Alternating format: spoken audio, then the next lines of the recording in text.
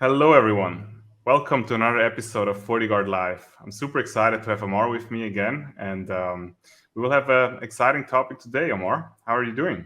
I am well, man. It's been a long time since I've seen you, so I've been missing our cyber talks on all things hackable.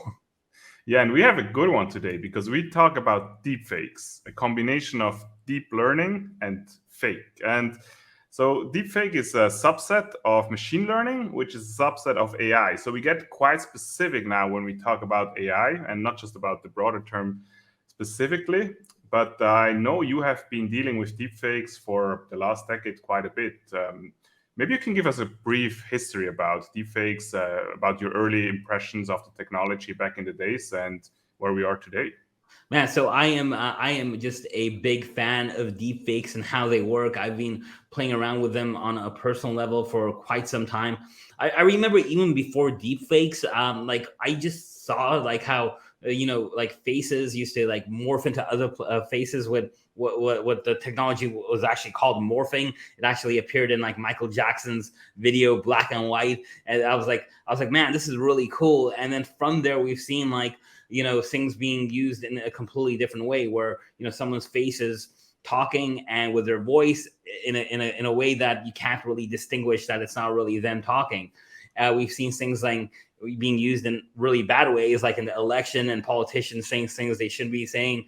We've seen things in a fun way from an entertainment standpoint.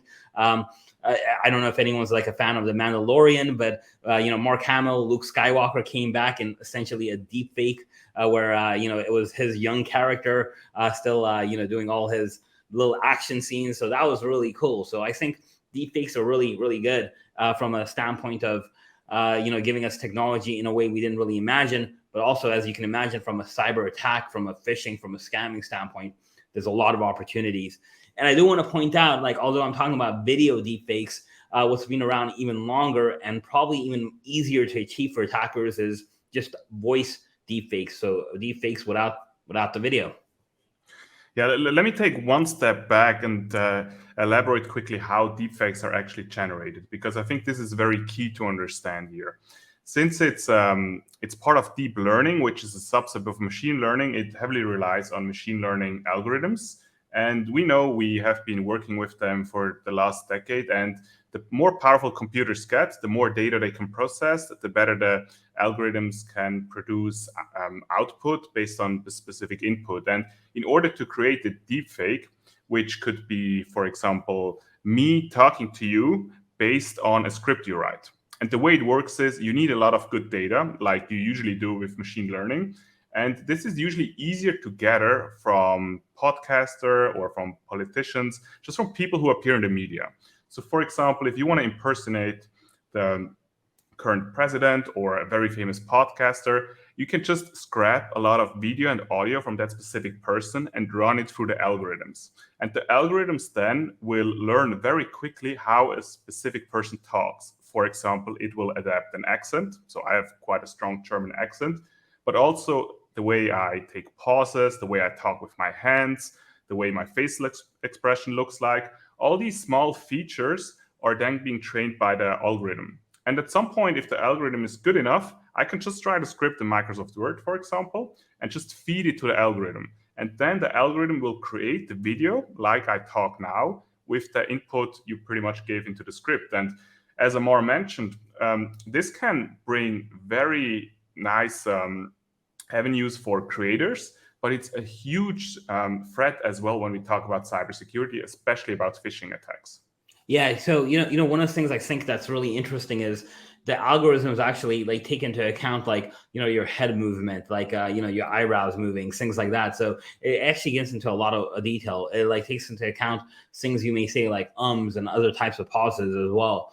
I'm actually like using deep fake technology right now. I do a lot of training, as you know, and I'm kind of getting tired of actually being in front of the camera and like doing a lot of training, but I've noticed it helps much more than just PowerPoint slides. So I actually created a deepfake for myself, and I'm actually doing my training based on like deepfake. So it looks like I'm training. I'm moving my hands just like I'm doing right now, and I'm actually like being animated while while I'm in a little corner box, and really the focus is on the PowerPoint or on the slide deck, and it works out really well that way. I don't have to actually say anything. I don't have to record anything. It's just a script that I write and feed it into the system, and at the same time, from the standpoint, I get to focus on the actual training and talk about that.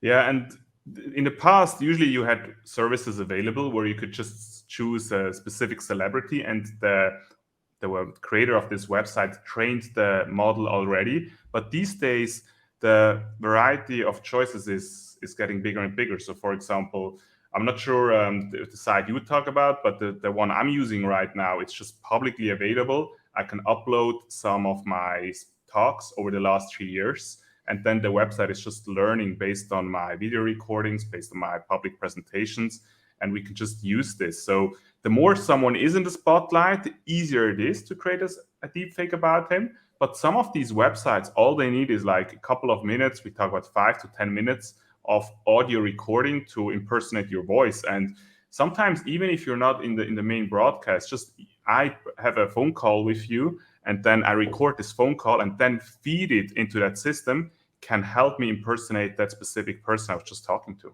Now, just imagine how attackers may use this in cybersecurity and from an attack standpoint. I mean, we've already have like phishing emails. We've had whale phishing emails where business email compromise, or someone's CEO or chief financial officer is being basically impersonated. But now you have a phishing email, and then you have a follow-up phone call from your CEO impersonating their voice.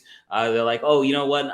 Come on Teams real fast, and let's go ahead and do a video call. You have like now a deepfake video call. You're just basically reinforcing this idea, and this can really be used for complex cyber attacks. Haven't seen one that complex yet, but as you can imagine, it's probably not that far away. And as you said, just even a couple of years ago, you needed pretty powerful GPUs to run these deepfake learning algorithms. You needed, nothing crazy, but you needed like at least some decent hardware to do that. And now you can do it on a lot of public sites for a couple of minutes. Within a couple of minutes, you have enough training data sets. You can do this on your own as well. Just the computers are now more powerful enough. Just things that you buy off your local computer store or wherever, you have enough power to do that all on your own. And unfortunately, it's a lot of power if it's used the wrong way. Yeah, and it's as no other cybercrime businesses, which we have seen, everything adapts to as service models. So deepfake as services is not something which is far ahead in the future. It's here right now. It costs between 10 to 150 US dollars, depending on how sophisticated you want to use it. Or if you have the hardware yourself, you can download the open source model by yourself, run them locally, and it's pretty much free of charge. So the capabilities are getting bigger and bigger. And as you mentioned, I think for cybersecurity related stuff, it becomes quite tricky because deepfakes, they can impersonate individuals, they can impersonate officials.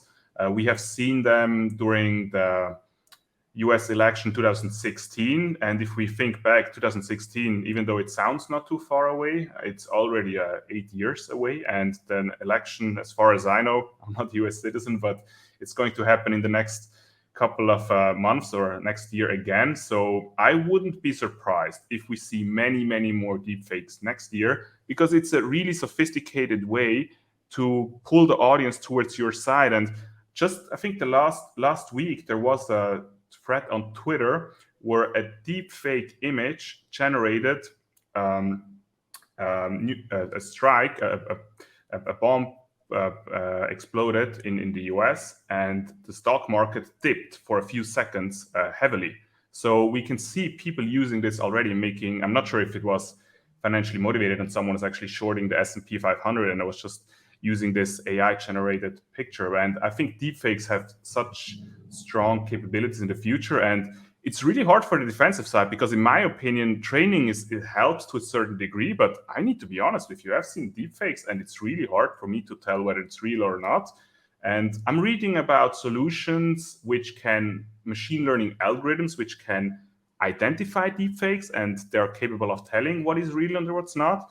But it's not that easy, I imagine. What's your view on that?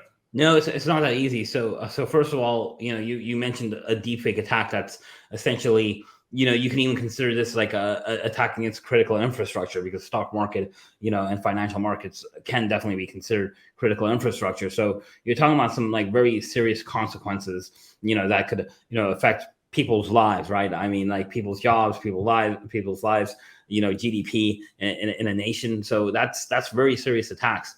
And as you said, like, how do we get to the point of, as a cybersecurity company, how do we detect against these attacks?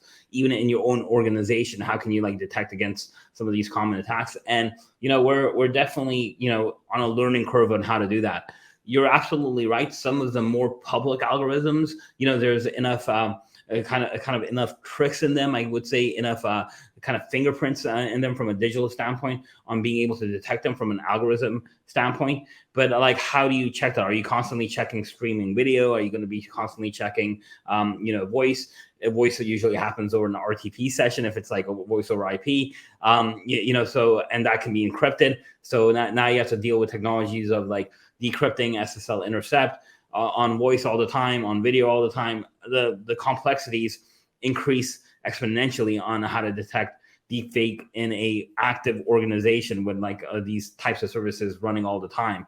And that's definitely scary for me as a cybersecurity professional, is how do we make deepfake detection as easy as how we have IPS or even like anti-malware systems right now. And I don't think as an industry, as professionals, we've completely figured it out yet. We definitely have our ideas on how to do things. We definitely have demonstrated things on a very small scale, but we've been really lucky that deepfakes, for the most part, from a cyber attack, haven't gone very large scale as we've seen phishing attacks or business email compromise or just drive-by downloads. And once that happens, we're gonna have to up our game pretty fast and pretty high. Yeah, and I think there's an ongoing need for legal and policy responses regarding that as well. But whenever you involve that topic, it gets a little bit difficult as well, because usually that applies for a specific country, maybe for a specific region. But as we know, the internet is quite borderless. And just because you define specific parameters in a specific country, it doesn't mean others will not use it for their purpose, because that's usually always from the point of an attacker. What are they interested in? And that's the way they train their models. Yeah, attackers normally are not that concerned about following policies and laws, right? And they're and in some ways they're going to use that to their advantage. They're like, okay, if there's policies and laws are dictated in a certain way, how can I get around that and use that to my advantage? Because I know no one else is going to be using that if they're ethical. So that's also an issue we have to deal with all the time on multiple topics, even outside cyber, right? So that's nothing new. Yeah, on the other hand, Aamir, I have this challenge right now. I'm running out of PTO days and I could really use some more PTO. So I think I will just scrap a lot of information from our manager and send it to his manager, asking for 1 week more PTO this year. So maybe we can use it for once to our advantage. He should be used to it by now, because I've done that to him so many times. So not an issue at all. I think he'll be fine. And I'm sure he's listening to this and probably just shaking his head. And he's like, Aamir and Jonas again. What have I got myself into? Yeah, Aamir, it was good talking to you. You have any final words? Man, I think it's exciting. I never have final words, because I'm never done talking about cybersecurity, to be honest with you. You're going to have to like just turn me off and click me off. But it's always good talking to you. It's always good talking about these exciting cutting edge technologies. And I can't wait for the next time we get together, man.